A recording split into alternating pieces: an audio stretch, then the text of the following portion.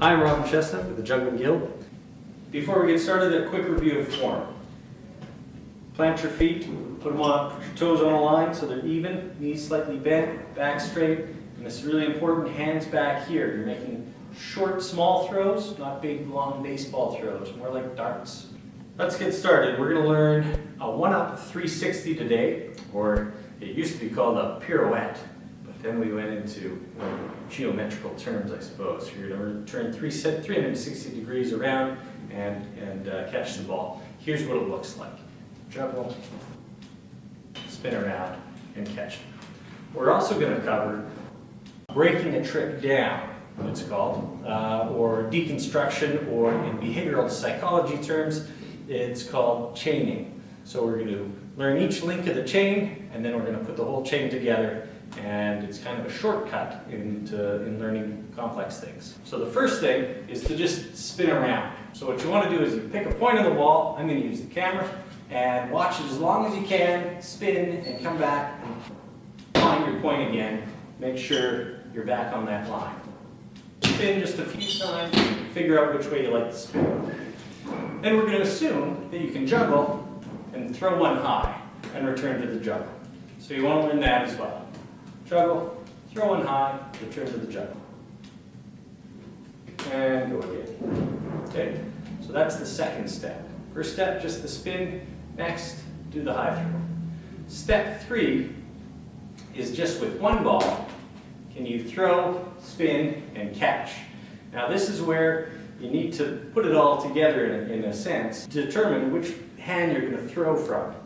Now because I spin this way, I'm going to throw with this hand, and this means my right hand will come around and make the catch. It'll be a crossing throw. My right hand catches it first. If I were to throw from my right and still spin this way, I would have to come all the way around with my left hand, make a throw before catching that high throw, and it's much slower that way. I'll show you the difference. The correct way, so my hand comes around and can make the catch right away, or the slower way, I have to go all the way around, two balls, so you make the throw, and there's your entry into the juggling pattern, is making the next throw. It's even more evident if we do it the wrong way. Spin, stop, and then having to throw again. Not quite as good.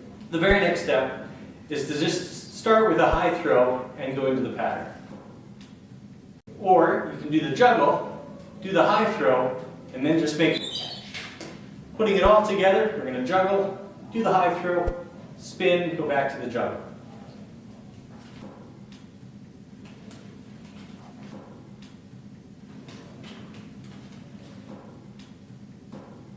So when you're doing that move, you want to watch the ball up a little ways, take your eyes off of it to do the spin, and then find it on the other side. You can't watch it the whole time, you'll get dizzy, it won't work. And a big mistake is to just make the throw, spin, and then you don't know where it is in the air. Okay? So you want to watch it go up a little bit, but don't watch it at the very top. So one more time. And there we go. So that was the 1-up 360. And you've learned how to break down a trick into its smaller parts, so you can practice those parts individually and then put them all together for the big trick. All that repetition, that's going to make you really proficient and you won't have to think about it anymore. Hope you got a lot out of that and you can continue to practice like a pro.